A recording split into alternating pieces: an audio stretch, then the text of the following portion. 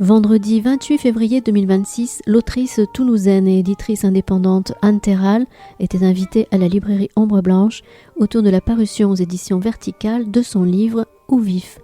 récit des manifestations du deuil et de la perte du père de la narratrice.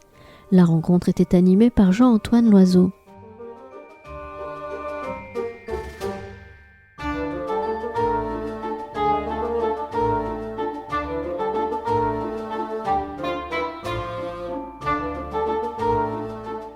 Eh bien, bonjour à toutes et à tous. Très heureux, vous soyez venus nombreux et nombreux pour cette rencontre avec Anne Terral, qui publie aujourd'hui donc un tout nouveau livre, Où vif, aux éditions Verticales. C'est pas votre premier livre, Anne. Vous avez publié déjà un certain nombre d'ouvrages, notamment aux éditions Stock, les premiers. C'était avec Jean-Marc Roberts, c'est ça? Tout à fait. C'est ça. Il y a eu Dans la nuit des autres en 2003. Il y avait d'abord Après, le tout premier, en 2003, chez Stock. Dans la nuit des autres, ensuite, toujours en 2003. Curiosité, en 2009. Vous êtes aussi l'autrice, je crois, de podcasts aussi, de fiction radiophonique. Fiction radiophonique, voilà, notamment pour France Culture, je crois. Notamment François Truffaut en 24 images secondes chez Mediadope en 2022. Ouais. Et vous avez publié aussi de nombreux albums de titres pour la jeunesse, comme chez différents éditeurs. Hein, Suzanne a un truc chez Syros en 2014. Héros ordinaires aussi chez La Martinière Jeunesse en 2020. Ce livre est-il heureux que tu le lises ? Tout un programme. Actes Sud Jeunesse, La fille qui a décroché la flèche, toujours chez Actes Sud Jeunesse en 2023, tout récemment, et encore plus récemment, Tortue, Grand Roseau et Petit Clou au Fourmi Rouge en 2024. Et vous êtes éditrice indépendante, enfin vous travaillez pour la jeunesse, notamment pour plusieurs donc voilà, éditeurs. Je relis, je corrige les fautes des autres. Tout à fait. Dans les et vous êtes ici donc à Ombre Blanche aujourd'hui. Vous êtes né à Toulouse. Oui, j'aurais peut-être dû commencer par là, finalement. À la clinique des teinturiers. Clinique des teinturiers, d'accord. La rue Teinturier qui s'appelle maintenant Rive Gauche, c'est ça? Ah oui, peut-être, je sais pas. Elle a changé de nom, c'est ça, exactement. Et aujourd'hui, on va évoquer donc Où vif chez Vertical, un livre que j'ai trouvé magnifique, je vous l'ai dit Anne avant qu'on commence cet entretien, d'une très grande originalité. C'est un livre qui, bien sûr, revient sur le motif de la disparition du père pour sa fille, disparition qui se produit alors qu'elle a 9 ans, on est en 79, je crois me souvenir. C'est un livre très original, mais on va y venir, on va rentrer progressivement dans le vif du sujet, parce qu'il mêle, il est écrit au jeu, il est écrit au tu, il est, voilà, j'aurais des questions là-dessus, sur le choix de la personne pour la narration. Il mêle deux parallèles, deux narrations parallèles. Celle d'une femme qui va à la rencontre, on le découvre très progressivement, à la rencontre de son père, mais qui a disparu, on va le découvrir ensuite, alors qu'elle avait 9 ans. Ça, c'est la première narration, si je puis dire. Et en parallèle, on en a une seconde. On revient dans le passé, on retourne à l'enfance, et on a des très beaux passages aussi, d'évocation, de ville, de campagne. Ça, c'est Paris d'un côté, puisqu'on peut le dire, parce que c'est dans un café parisien, à un moment donné, qui s'est nommé. Je crois me souvenir. Oui, je me suis posé la ça. Question, justement. Donc, elle va à la rencontre de son père, qu'elle va retrouver. Et en fait, le livre alterne les deux. Il y a deux parallèles comme ça. Il y a des passages sur l'enfance, des passages où le jour, en effet, où le destin, si je puis dire, lui a souscrit son père. Alors, et peut-être on peut commencer finalement par le titre, parce que finalement, c'est vrai que c'est un titre qui nous interpelle, Où vif, qui joue déjà sur la langue, qui joue déjà sur les mots, qui joue sur une expression que chacune et chacun nous connaissons bien, qui est mort ou vif. Mm-hmm. Il est question dans ce livre, je ne crois pas que vous disiez peut-être une fois le mot mort, mais c'est question le mot disparition qui revient souvent, comme si peut-être le roman, enfin le livre était la possibilité peut-être d'une seconde naissance, je ne sais pas si on peut le dire comme ça. Donc d'abord le choix du titre, est-ce qu'il a été pour vous, Anne Terral, évident tout de suite, ou est-ce que ça a été très long à trouver? C'est sa première question. Et puis après vous lirez le début du livre pour qu'on puisse... Mais et également le choix des personnes, le je, le tu, parce que ça donne, je trouve, également à ce livre, un ton très intime, à la fois très particulier, de conversation entre la narratrice, donc cette jeune fille, qui donc a vu son père disparaître alors qu'elle avait 9 ans. Beaucoup de questions en une, désolé Anne Terral, mais c'est un peu mon défaut. Voilà. Ça s'appelle Où vif chez Vertical. Vous avez le temps pour répondre. Alors oui, je vais... Merci d'être là. Déjà, je ne suis pas du tout habituée vraiment à parler avec un micro. Bon, je sais pas. Bon.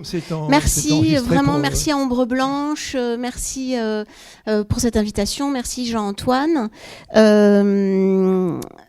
Donc, Où vif Wanted, Mort au vif, les westerns, Charles Bronson, enfin voilà, tout ça c'était important pour moi. Au départ, en fait, non, pas du tout. Ce titre n'a pas du tout été trouvé facilement pour répondre à cette question. Oui, c'était une longue histoire parce qu'au début, j'avais décidé,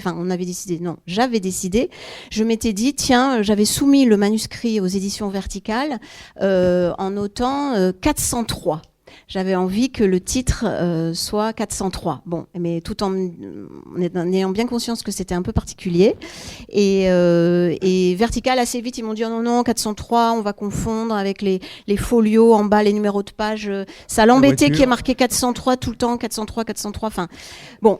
Et donc, cet été, il m'avait donné comme date limite le 17 juillet, il faut que tu aies trouvé ton titre.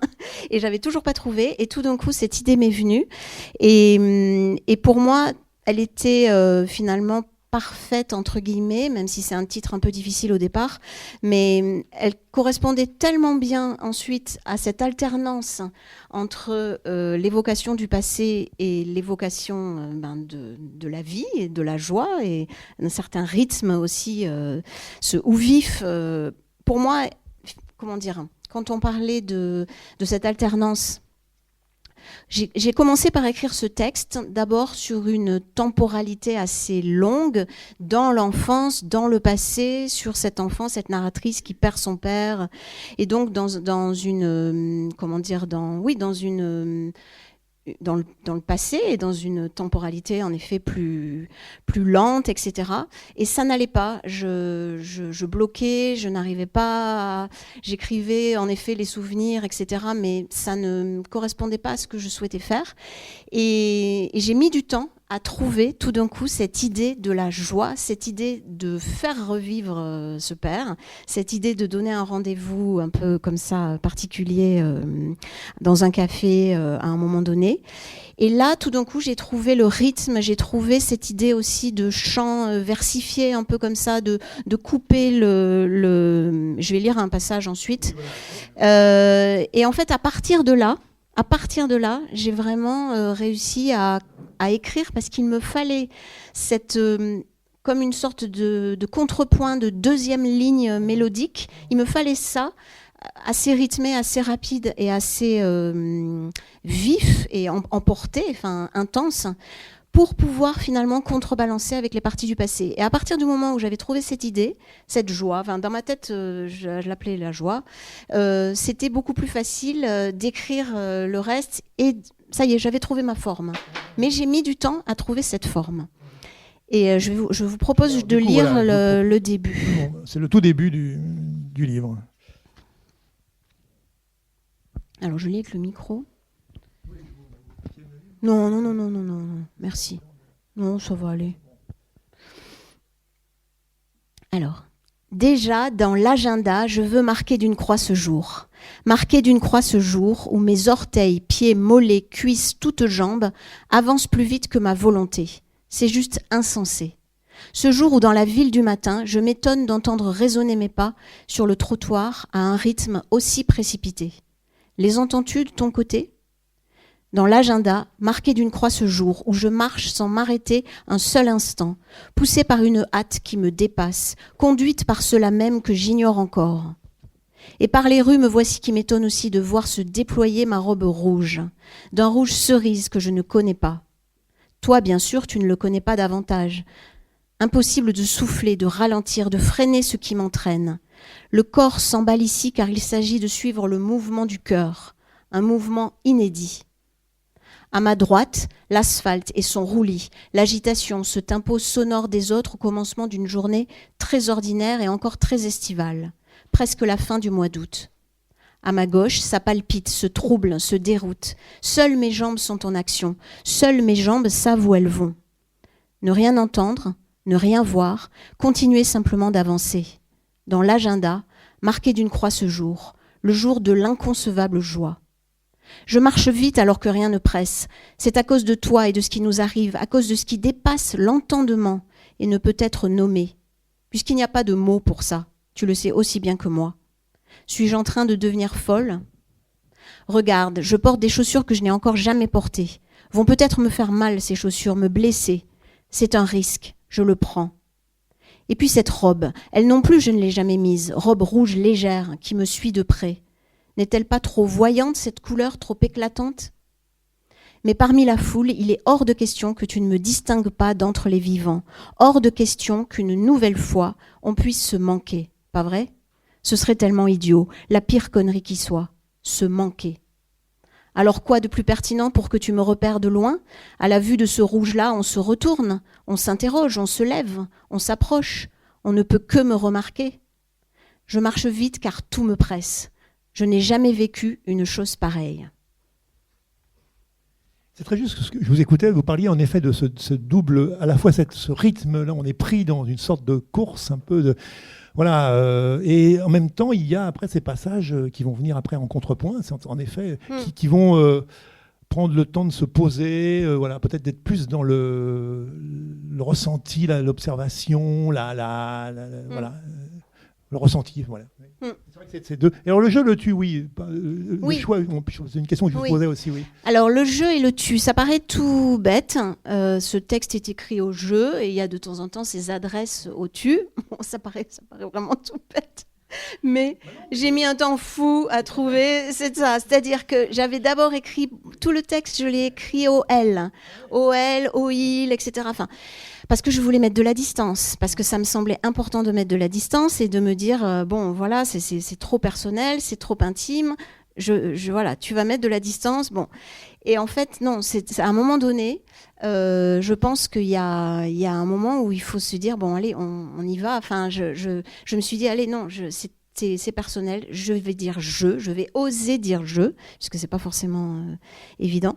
Et le tu permettait en effet cette adresse et cette familiarité toute bête, je, tu, quand on est dans une famille, on s'adresse à quelqu'un et ce tu au père, enfin la narratrice n'a pas connu très longtemps cette familiarité, je sais pas comment dire, enfin cette adresse, cette complicité quotidienne. Voilà, c'est ça. Et c'était important. Après, ça m'est venu très vite, voilà, enfin d'être dans ce jeu et dans ce tu tout simple et pas autre chose. Enfin, voilà, il n'y a pas d'autres personnages, enfin, ou très peu. Enfin, il y a quand même le personnage de la mère, mais il y avait vraiment cette idée de recréer cette complicité, cette petite bulle d'intimité, voilà, qui avait été trop courte à mon goût. Alors, le livre est dédié pour ma mère, pour ma sœur et mes frères. Et il y a cette très belle citation de Rainer Maria Rilke, poète bien connu, dans extrait des Lettres à un jeune poète, que vous placez en exergue du livre. Nous devons accepter notre existence aussi complètement qu'il est possible. Tout, même l'inconcevable, doit y devenir possible. Au fond, le seul ouvrage qui nous est demandé est de faire face à l'étrange, au merveilleux, à l'inexplicable que nous rencontrons. Et c'est vrai qu'on est en plein dans... Oui, voilà, cette citation, je l'ai trouvée plutôt après avoir écrit le texte, mais quand je l'ai trouvée, je me suis dit, mais c'est absolument parfait, elle correspondait complètement. Tout, même l'inconcevable, doit y devenir possible. Et puis cette histoire, en effet, de faire face à l'étrange, au merveilleux, à l'inexplicable, c'est vrai que c'est vraiment ce que j'ai voulu faire. Enfin, j'ai vraiment voulu à la fois écrire sur l'inconcevable de la mort, ce mystère, cette énigme qui tout d'un coup est intervenue dans la vie de la narratrice à 9 ans, enfin voilà, bon, évidemment c'est moi, mais et cet inconcevable d'une renaissance, d'une sorte de rêve éveillé avec ce voyage. Je ne sais pas si vous êtes nombreux à l'avoir lu déjà ou pas, mais donc en même temps je veux pas trop. Mais bon, enfin. Non, bah, c'est comme vous voulez, bon. Mais vous prenez le suspense, l'énorme suspense de ce livre. Non, oui, ça, oui. Non, il y a pas. Bon, enfin, il y a quand même quelques points qu'il faut pas non plus trop. Sinon, bon. Voilà. Oui, parce que c'est vrai que le rendez-vous au café, bon, il y a des gens qui se sont imaginés des choses, voilà, qui n'étaient pas. Tout à fait. C'est la richesse aussi, c'est l'imaginaire aussi. C'est de toute façon, c'est le pouvoir de la littérature. Exactement. C'est ce que ça mène aussi, ça permet à tout à chacun.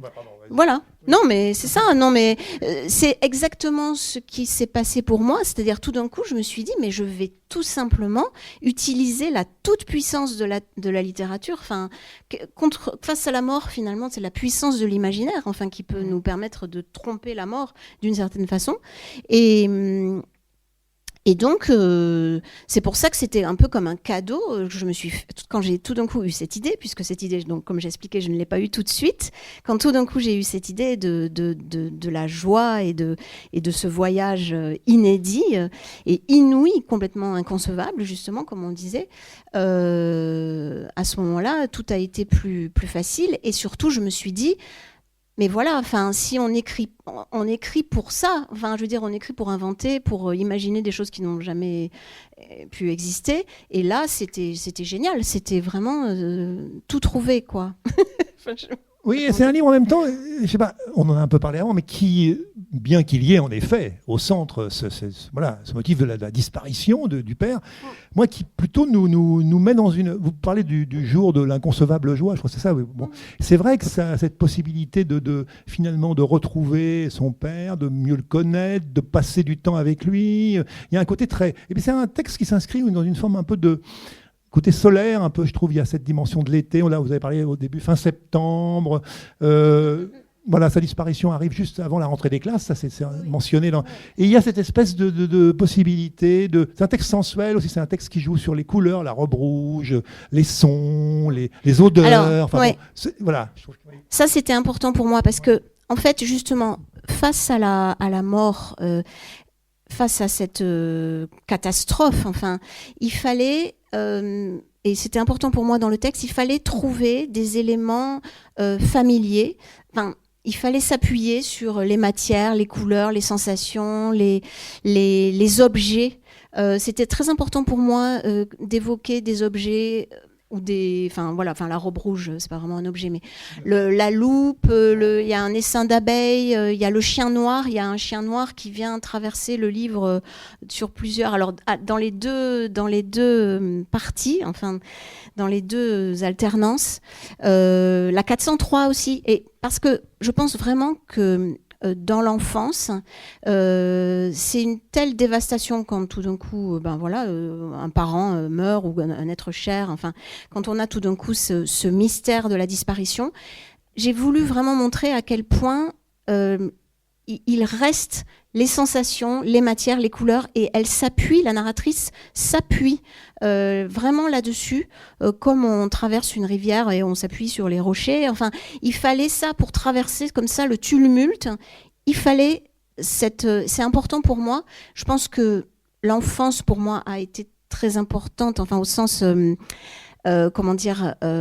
si j'écris aussi pour les enfants, c'est pas pour rien. Je pense que vraiment la source de l'écriture, voilà, c'est ça que je voulais dire, c'est que la source de l'écriture pour moi, elle puise sa source dans l'enfance, parce que la mort a ouvert une sorte de machine à fiction. C'était tellement inexplicable cette mort qu'il a fallu absolument que je me raconte des histoires pour m'expliquer, d'où une allusion là, enfin je vais peut-être un peu trop vite, mais un carnet, carnet d'enquête là, ce fameux carnet d'enquête. Quand j'étais petite, dès que mon père est mort, je me suis quand même mise à écrire tout un carnet d'enquête où j'enquêtais sur le coupable, où je cherchais, donc un gros délire évidemment, mais où je cherchais le coupable. Et en fait, je me racontais des histoires et j'inventais toutes sortes de criminels possibles avec des noms américain très souvent, John Wiley, je sais pas quoi, qui était, voilà, parce qu'il fallait absolument que je trouve des explications à l'inexplicable justement.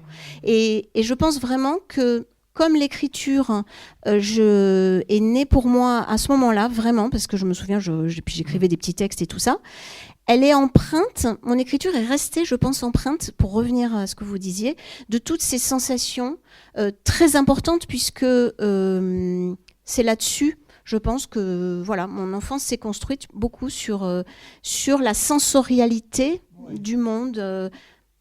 Voilà, je pense. Justement, avant aussi, ce sont deux parents qui ne se quittent pas et rient aux inventions de leur fille. On est page 18, tout au début.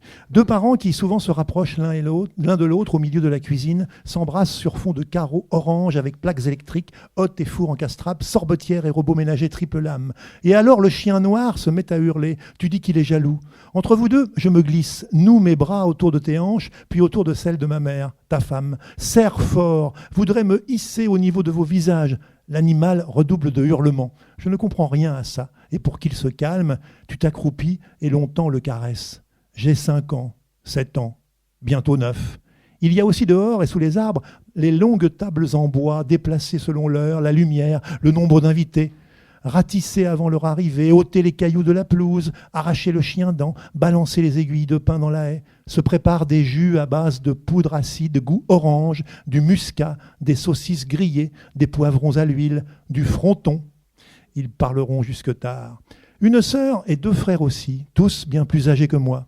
Ils sont là qui lisent, jouent de la guitare, du synthé, décoiffent leurs cheveux portés longs, écoutent John Baez, Moustaki, Zappa, Genesis, Sylvie Vartan, ABBA, les Beatles, orientent à volonté les baffles de la chaîne hi-fi vers les baies vitrées grandes ouvertes, les cris des martinets et le soleil qui descend rose au son dément des Pink Floyd.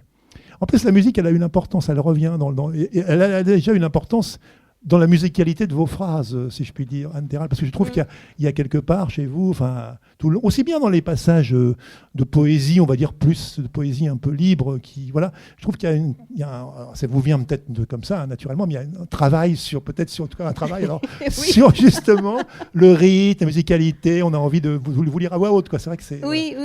Juste, oui. Ça, pour moi, c'est très important. Si j'ai mis tant de temps à écrire ce texte, c'est aussi parce que j'ai mis beaucoup de temps à peaufiner les phrases, aller le dire à voix haute, parce que c'est important pour moi en effet de dire les choses à voix haute, de chercher, par exemple en particulier pour cette partie un peu fragmentée. Et d'ailleurs, pour moi, ça a été pratique aussi. Ça m'a aidé. En fait, la musicalité, chercher le rythme, la musicalité, m'a aidé à écrire. Et plus j'écrivais, plus après j'allais corriger ça, etc. Mais oui, c'est important pour moi pour moi, les mots, l'écriture, alors après, on ne va pas lire un livre à voix haute, mais c'est pour ça que les fictions radiophoniques, par exemple, c'est vrai que c'est intéressant aussi pour ça.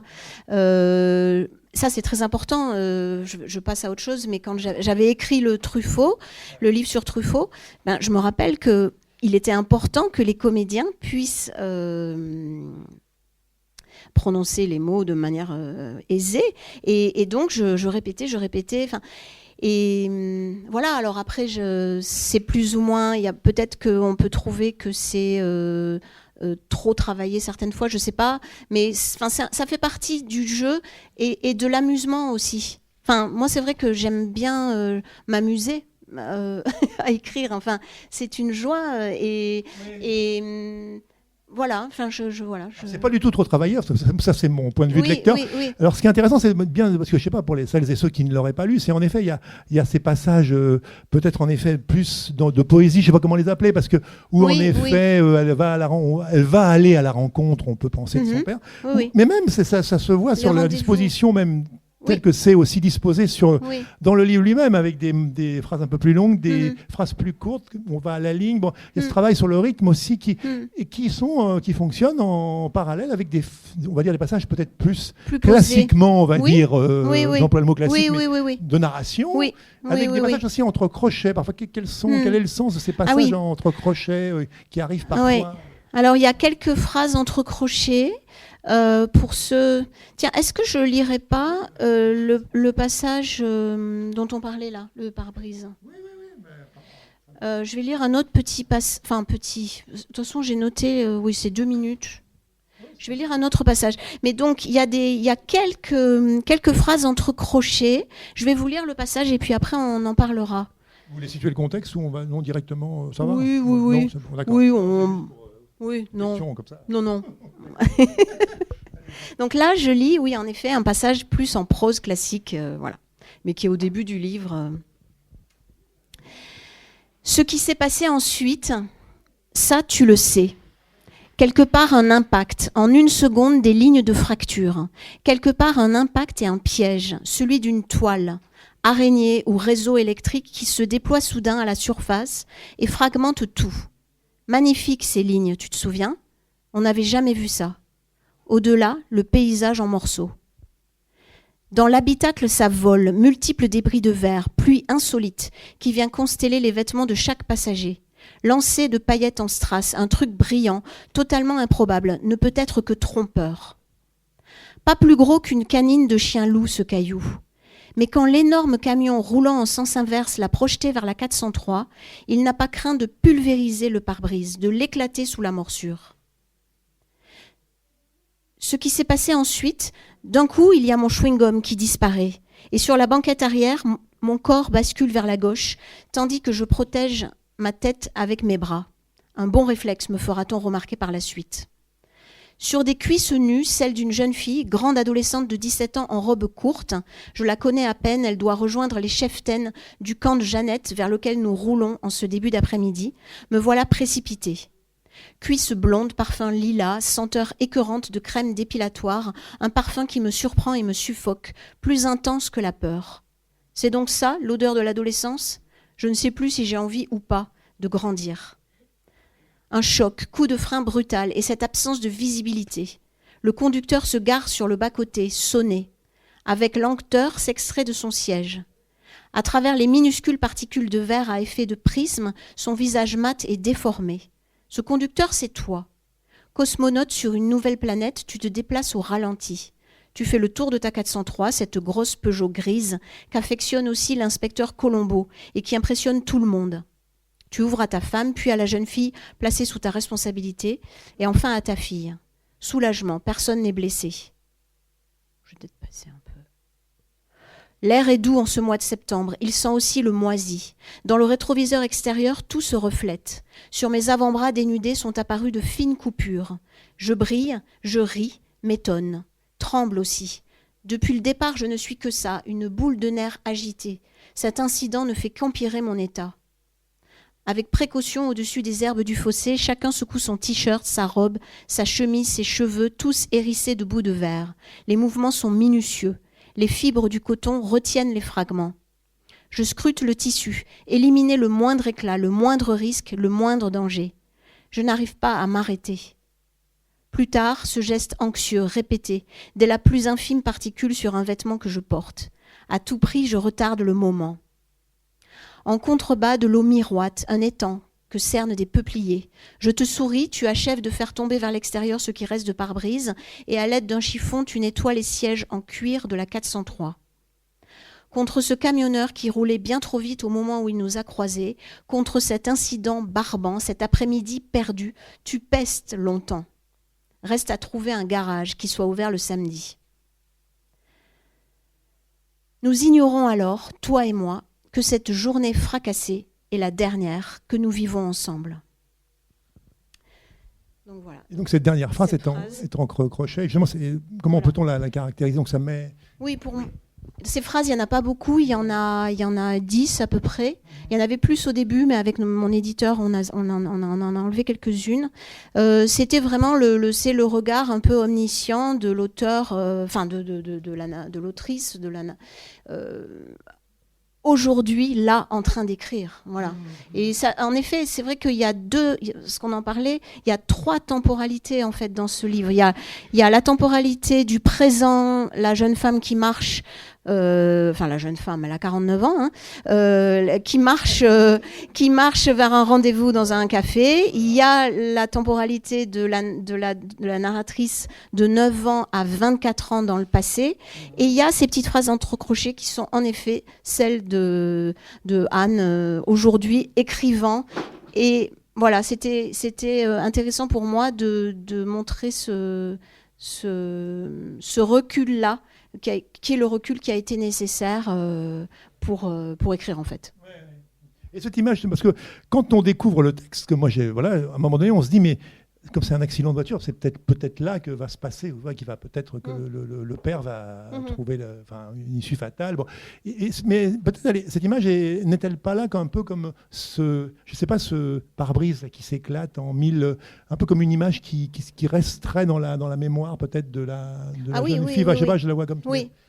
Oui, je ne sais pas si vous avez lu le livre, vous avez sûrement lu La nuit au cœur là, de Natasha Apana. Oui. Parce que je l'ai lu, mais je l'ai relu il n'y a pas si longtemps. Elle parle du fait que parfois, dans des traumas, comme ça, on a certaines journées, tout le monde le sait, on a tous eu des traumas, et on a des fois, comme ça, une journée ou un moment précis qui reste vraiment gravé dans son esprit, avant même l'accident, avant même le trauma, avant même ce qui va ensuite nous fragmenter notre vie. Et dans La nuit au cœur, donc ce livre-là de Natasha Apana qui raconte, qui suit 3 femmes qui ont subi des violences et dont 2 qui sont mortes. Elle raconte à quel point la mère d'une de ces femmes est restée complètement fixée dans son esprit sur la journée où elles avaient fait des courses avant avec sa fille, avant que sa fille trouve la mort. Cette journée avec ce pare-brise qui s'est fracturé comme ça au moment où en effet on se rendait à ce camp de Jeannette où j'allais passer une semaine. Ça m'a semblé intéressant de l'écrire pour en effet annoncer la catastrophe suivante d'une certaine façon, mais aussi avec cette idée que j'ai beaucoup eu cette idée par ce livre de réparer ce qui s'était fragmenté, ce qui s'était brisé, et alors pas de recoller les morceaux, mais de venir quand même,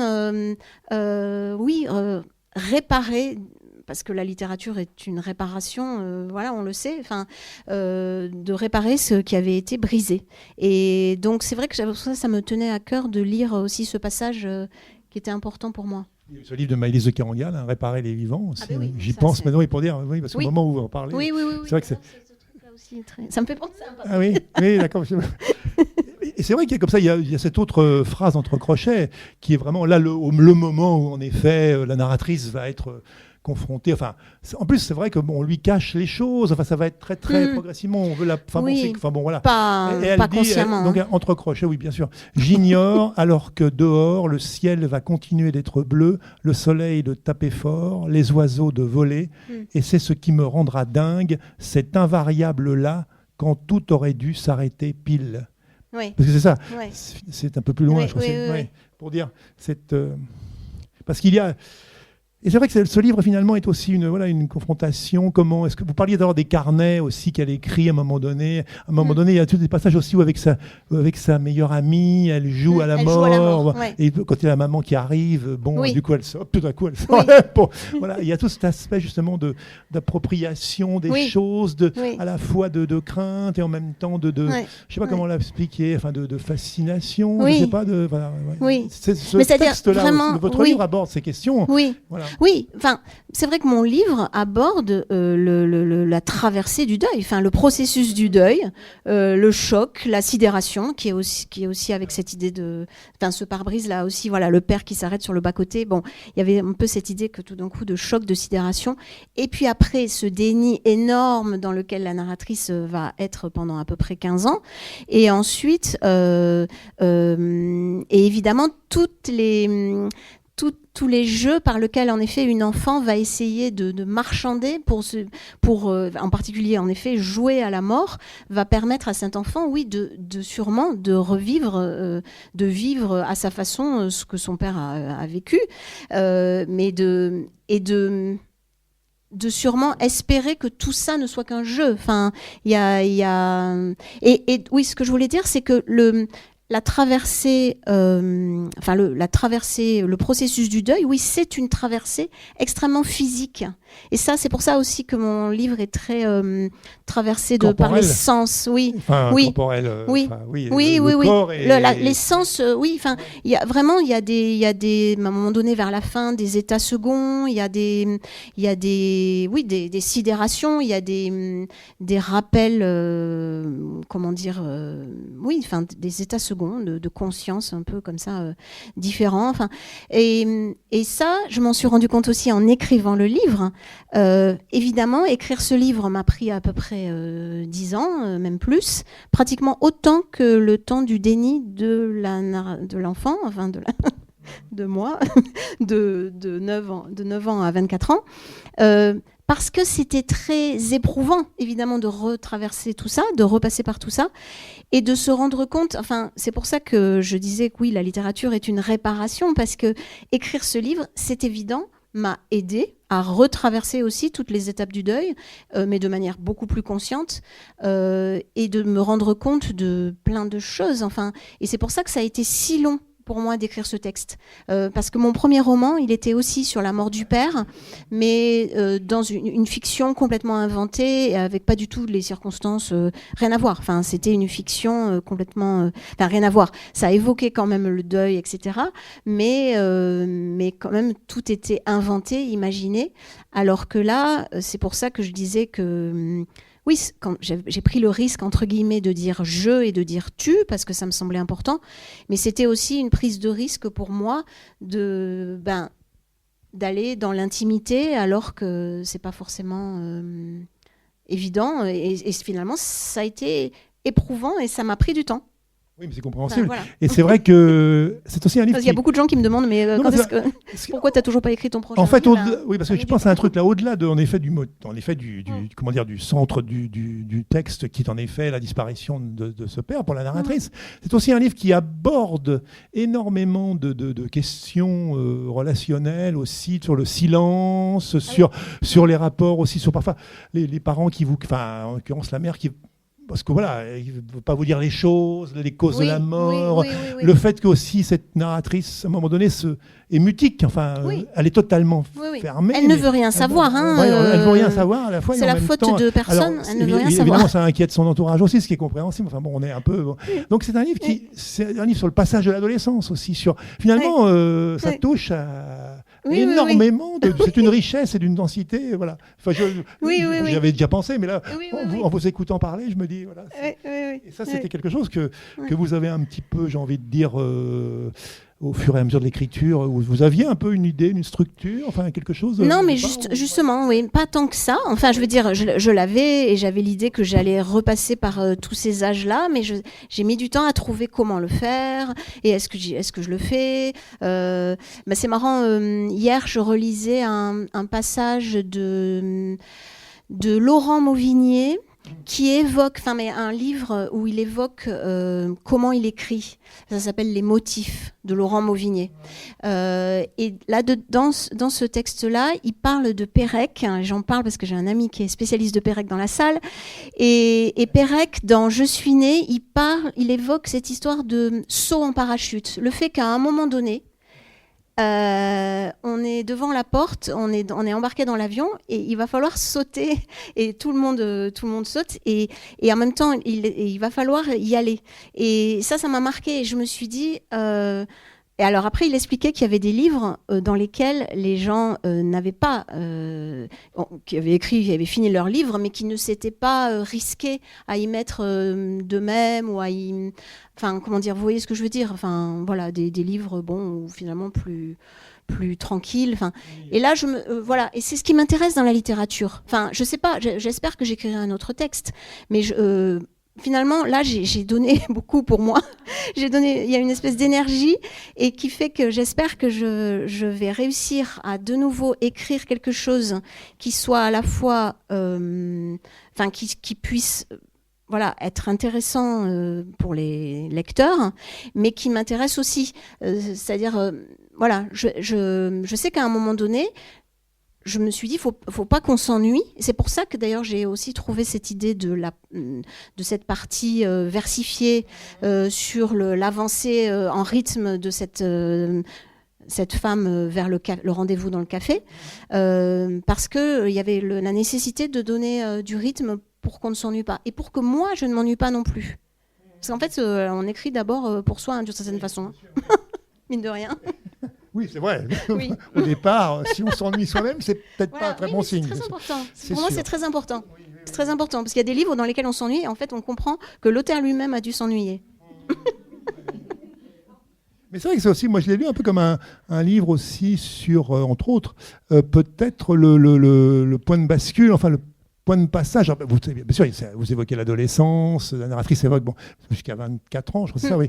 Mais il y a à un moment donné un passage qui est assez éclairant, qui dit espèce de truc, on sait que ça va être différent, on va passer du côté de l'âge adulte, enfin, mais on n'a pas forcément envie d'y aller, on sait, voilà, il y a une sorte de crainte, et en même temps, on est aussi assez attiré. Enfin, est-ce que c'est ça aussi que vous aviez voulu? Parce que je trouve que c'est assez central finalement. C'est pas primordial dans le texte, mais il y a ça aussi, ce point de passage, où elle dit enfant, je vois bien comment commencer de l'autre côté. Enfin bon, oui, peut-être on n'est peut-être pas obligé non plus de. Je ne sais pas trop quoi dire là-dessus. Mais par exemple, ce qu'on évoquait tout à l'heure, ce qui a été important aussi pour moi dans ce texte, c'est aussi de situer. Enfin, là, vous avez lu le passage dans les années. Enfin, les carreaux orange dans la cuisine et le robot triple lame. Oui, mais ça situe bien quand même qu'on est dans les années 80, etc. Couleur. Et puis les musiques qu'on écoutait, etc. Et ce que je voulais dire, c'était que oui, il y avait aussi cette idée qu'à un moment donné, peu à peu, j'explique le fait que cet enfant, cette narratrice, ne veut pas voir les choses. Il y a un flou, il y a cette idée d'un regard qui est flou. Elle ne veut pas voir la mort, elle ne veut pas la comprendre, elle ne veut rien entendre. Et c'est compliqué pour elle, en effet, de voir. Et c'est pour ça que c'était important, au fur et à mesure, quand j'ai écrit le livre, enfin, vous parliez de ça, je me suis rendu compte qu'adolescente, justement, pour répondre un peu à votre question, il y a le cinéma qui a été extrêmement important pour moi. Vous voulez en venir. Voilà. Et en fait, j'ai réalisé que quand j'étais petite, j'étais fascinée par le personnage de Charles Bronson. Alors, je ne sais pas pourquoi. Il fallait que... Bronson, voilà, tout le monde le connaît. Enfin, mais je ne sais pas pourquoi, quand j'étais petite, il fallait absolument que mes frères et sœurs, mon frère peut-être s'en souvient, ou ma mère, m'appellent quand Charles Bronson passait à la télé. Bon, mais avant la mort de mon père. Et voilà, j'adorais voir ce type, tout ça. Et surtout, j'adorais les westerns, les règlements de compte, cette idée d'un justicier solitaire. Voilà. On l'appelle Ouvif, c'est les westerns. C'est pour ça que, oui, voilà, c'est ça. Et non, mais c'est pour dire que ensuite, c'est en écrivant le livre, quand je repensais à Charles Bronson, et je me suis rendu compte à quel point, pour moi, oui, peu à peu, ensuite, après la mort du père, enfin, il est devenu cette figure de justicier, de très puissante, enfin, et de justicier, de réparateur, enfin, qui va aller se venger. Et je me suis rendu compte à quel point ça reflétait bien l'état dans lequel j'étais, ou dans lequel était cette narratrice, de vouloir un peu régler son compte à la vie, en fait, en quelque sorte. Et il y avait aussi cette idée, et j'étais vraiment fascinée par les westerns, et j'en regardais beaucoup. Et il y avait cette idée aussi que je pense que le paysage du western, désolé, le désert, enfin, et aride comme ça, correspondait à un état d'esprit dans lequel je pense je devais être, un peu de solitude et tout ça. Ça me plaisait beaucoup parce que ça correspondait. Et après, Charles Bronson, hop, il allait régler son compte à ces gens qui étaient coupables. Et donc c'était intéressant pour moi. Et le cinéma m'a permis de voir, alors après voilà, vous, pour ceux qui l'ont lu, mais bon, ceux qui l'ont pas lu, vous verrez, c'était important pour moi d'expliquer que cette mort qu'elle ne voulait pas voir, à un moment donné, à travers un film de René, là, le documentaire Nuit et brouillard, elle va voir ce qu'elle ne voulait pas voir, et ça va être extrêmement important. Et ensuite, je suis pas du tout devenue cinéaste et tout ça, mais le cinéma est quand même très important dans ma vie, et il est venu, je pense, donner à voir ce qui était impossible à voir à un moment donné, et en particulier les films de Truffaut, et les films sur l'enfance, etc. Par hasard, si vous avez travaillé sur Truffaut. Voilà, il y avait vraiment... mais non, il y avait vraiment cette idée que... Enfin bon, Truffaut filme très bien l'enfance, et il sait parfaitement ce que c'est que la souffrance des fois quand on est enfant et qu'on n'est pas compris forcément par les adultes, etc. Et je pense que oui, dans les enfants, que ce soit en particulier par exemple L'Enfant sauvage, c'est un film qui m'a énormément marqué parce que c'était cet enfant qui ne parlait pas, même si je parlais quand même quand j'étais petite, mais qui a quand même été dans un mutisme, dans un moment de sa vie, qui correspondait à ce que je vivais aussi. Et je pense que ça a été salvateur, ça m'a vraiment aidée. Et c'était important pour moi de parler de ça. Vous voudriez nous lire le passage sur Charles Bronson ou est-ce que... Oui, ou alors... Ou alors un autre, parce que vous évoquiez... Ou un autre qui vous paraît peut-être plus... je sais pas. Oui. Bon, alors peut-être je lis pas tout parce que c'est peut-être un peu long. Mais par exemple, expliquer... Donc c'est par rapport au fait que j'adorais Bronson, toute la famille se pose la question en souriant. Pourquoi avoir élu aussi précocement, parce qu'à ce moment-là j'ai 7 ans et demi, cet acteur américain de plus de 50 ans, au visage dur et souvent fermé, aux partitions musclées, au regard presque oppressant. Pourquoi lui, quand il y en avait tant d'autres, plus jeune, plus charmant, plus drôle? Du haut de mon jeune âge, je n'ai pas d'explication précise. Jusqu'à ta mort. C'est après elle que je vais saisir l'importance du rôle que Bronson, enfin son personnage, jouera exclusivement pour moi. Il incarne la toute-puissance, redoutable, du justicier solitaire. Venu d'un autre temps, il est celui qui sait ce qu'il veut. Et lorsqu'il entre dans un saloon, il connaît la direction à prendre, qui il cherche et qui il trouvera avachi derrière une table hérissée de bouteilles de whisky. Quand il débarque dans une ville aveuglée de soleil, il est celui qui règle son compte à quiconque lui tend un mauvais piège. Sous les coups, il est celui qui tombe, mais aussi celui qui se relève dans un nuage de poussière. Aussi celui qui porte son grand frère sur ses épaules pendant des heures, plus rouges que l'enfer, jusqu'à l'évanouissement fatal, et qui consacrera toute son existence à une revanche familiale minutieusement calculée. S'il est le symbole même de la vengeance à l'état brut, il est également l'allégorie de la survie. Grâce à lui, j'ose croire que la grande banalité de mon chagrin peut se transformer en héroïque aventure au beau milieu de nulle part. Et puis nous sommes du même sang.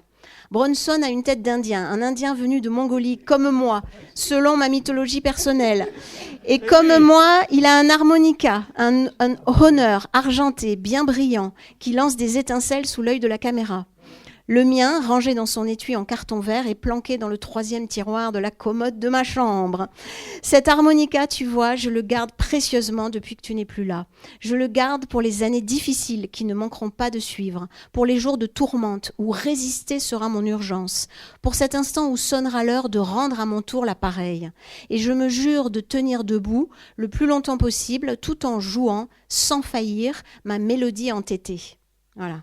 Rendre à mon tour l'appareil. Pour moi, écrire ce livre, ça a été rendre à mon tour l'appareil. Il y a le mot revanche aussi, revanche un peu sur la...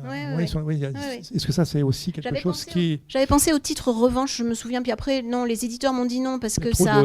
Oui, et puis ça correspond pas quand même à mon texte.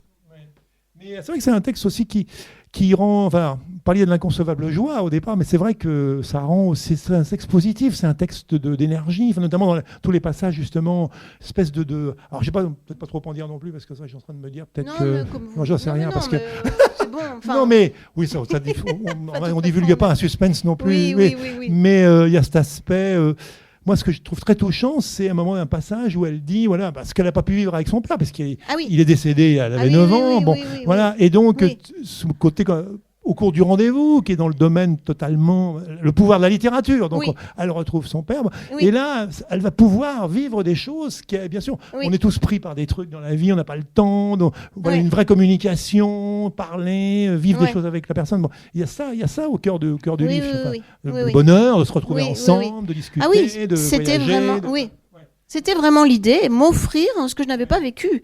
Et donc, en effet, grâce à la toute-puissance des mots, au pouvoir évocateur, aller, en effet, prendre un café, manger au restaurant, des huîtres, aller prendre la 403 être au volant de la 403, chose que je n'avais jamais fait. Et prend le volant. Voilà, je prends le volant, je conduis cette 403 avec un volant quand même très grand, etc. C'était un peu un rêve quand j'étais petite. Et voilà, et ce rêve, on peut se l'offrir. Enfin, je ne sais pas si parmi vous, il y en a qui écrivent, je suis sûre que oui. Voilà, en écrivant, on peut en effet s'offrir ce qu'on souhaite vivre. Et c'était l'idée de ce livre. Et de pouvoir en effet communiquer et voilà, ce texte, oui, je te rends tout ce que tu ne m'as jamais donné, ça fait partie. Oui, je te rends tout ce que tu. Voilà, c'est marrant parce qu'au tout début, en fait, pour vous dire toutes les étapes par lesquelles des fois on passe quand on écrit et on ne trouve pas et on bloque et on recommence. En fait, au tout début, j'avais composé un recueil de nouvelles père-fille. Et une des nouvelles s'appelait Joie, c'était l'histoire d'une fille qui retrouvait son père au café. Et une des nouvelles était Je te rends tout ce que tu ne m'as jamais donné. Mais c'était des nouvelles. Mais finalement, les nouvelles, c'est quand même compliqué, et toutes ne fonctionnaient pas. Mais il y a une nouvelle qui est devenue une fiction radiophonique, là, Perruche, sauf que j'ai transformé, le père est devenu une mère. Et je sais plus, pour dire que... Et puis finalement, et je pense qu'il y a, oui, une des nouvelles aussi qui était un peu sur un des films de Truffaut, et ça m'a donné ensuite l'envie. Voilà, c'est pour expliquer que parfois les choses sont loin de s'écrire comme ça d'un seul trait très facilement. Et je suis passée par plein d'étapes. Oui, voilà.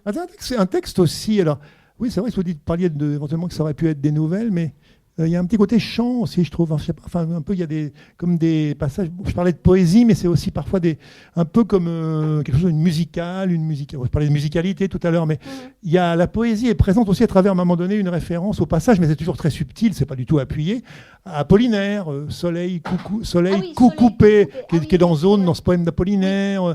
Voilà, et Apollinaire qui incarne aussi une forme de modernité aussi pour l'époque. Donc ça, c'est quelque chose parce que l'image du coup coupé. Pour vous, pour la narratrice, ça renvoie à la situation. En même temps, c'est très concret. C'est très concret, non, mais au sens où c'était vraiment une phrase écrite sur le mur de la chambre de ma sœur, qui avait écrit 2 phrases. Voilà, il y avait Soleil coupé et il y avait aussi la terre est bleue comme une orange de Éluard. Et donc, pour moi, ça faisait partie de ces nombreuses énigmes de l'enfance, Soleil coupé. Et pareil, en écrivant ce texte, ça m'est revenu à quel point j'étais fascinée par... Et puis le fait aussi que ma sœur ait osé écrire sur le mur, tout ça, ça me fascinait. Et il y avait ce Soleil coupé. Et donc, oui, ça correspondait bien à un moment donné. Ça aussi, j'ai pensé comme titre. Et puis après, non, c'était trop...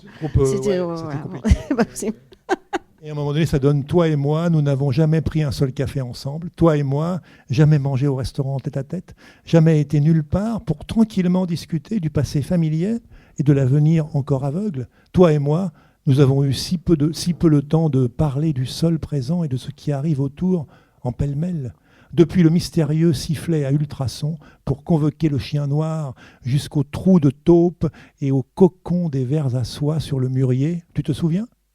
Alors aujourd'hui, nous allons amplement en profiter. Promis. Ouais.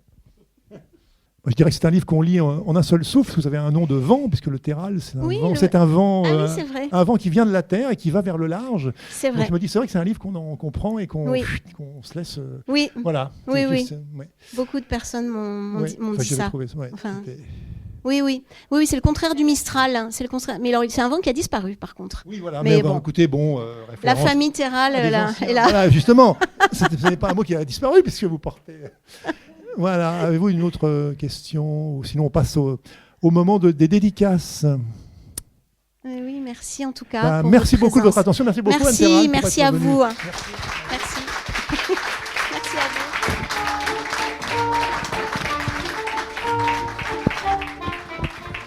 Le livre d'Anne Terral, Ou vif, est publié aux éditions Verticales. L'autrice a aussi signé 3 romans chez Stock, dont Curiosité en 2009, des fictions radiophoniques pour France Culture, et a aussi fait paraître de nombreux albums jeunesse parus chez Actes Sud, Les Fourmis Rouges, La Martinière ou encore chez Casterman. La rencontre que vous avez écoutée a été enregistrée à la librairie Ombre Blanche, samedi 28 février 2026, et réalisée et mise en onde par Radio Radio, avec Radio Plus et Radio Terre.